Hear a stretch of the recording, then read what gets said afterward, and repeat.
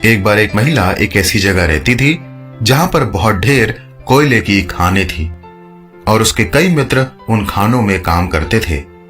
एक बार अचानक से कोयले की एक खान में विस्फोट हुआ और उसके मित्र गंभीर रूप से घायल हो गए और कुछ की मृत्यु हो गई। यह विस्फोट गलत तार जुड़ने के कारण हुआ था।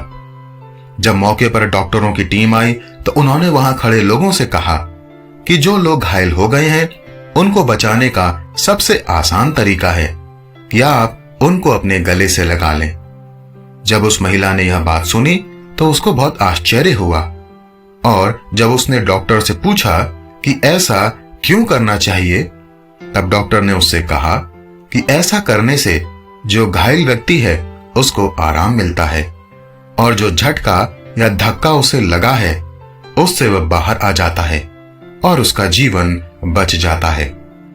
डॉक्टर ने उससे कहा कि मनुष्य का स्पर्श लोगों को आराम देता है। दोस्तों, आज हमारे जीवनों में भी हमें कई प्रकार से धक्के या झटके लगते हैं। किसी की मृत्यु के कारण, किसी संबंध के टूटने के कारण, असफलता के कारण। और ऐसे में अगर हम एक दूसरे के लिए प्रोत्साहन के दो शब्द बोल दें या उनको अपने गले से लगा लें तो यह हमारे जीवन के लिए अमृत होता है। बाइबल भी एक दूसरे का ध्यान रखते हुए कहती है, तुम एक दूसरे का भार उठाओ और इस प्रकार मसीह की व्यवस्था को पूरा करो। एक बार मैं एक सुंदर लैंप खरीद कर लाया जो कि मेरे घर के लिए रंग, आकार और कीमत के लिहाज से बिल्कुल सही लग रहा था। हालांकि घर पहुंचकर जब मैंने प्लग लगाया तो उसमें कुछ भी नहीं हुआ। कोई रोशनी नहीं, कोई पावर नहीं, कुछ भी नहीं। जांचने के लिए जब मैंने लैंप को खोला तो कारण साफ साफ दिखाई दिया। लैंप के अंदर के तार प्लग से जुड़े हुए नहीं थे।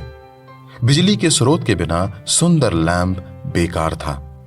लैंप की असली सुंदरता उसके जलने के द्वारा प्रकाश देने में थी और जब लैंप के तारों को प्लग से जोड़कर जलाया गया तो उसकी असली सुंदरता प्रकट होने पाई। अक्सर हम बाहर की सुंदरता को इतना अधिक महत्व देते हैं कि अंदर की सुंदरता यानी कि मन की सुंदरता को हम भूल जाते हैं। जबकि सत्य तो यह है कि मन की सुंदरता का प्रगटीकरण हमारे बाहरी रूप से प्रदर्शित होता है।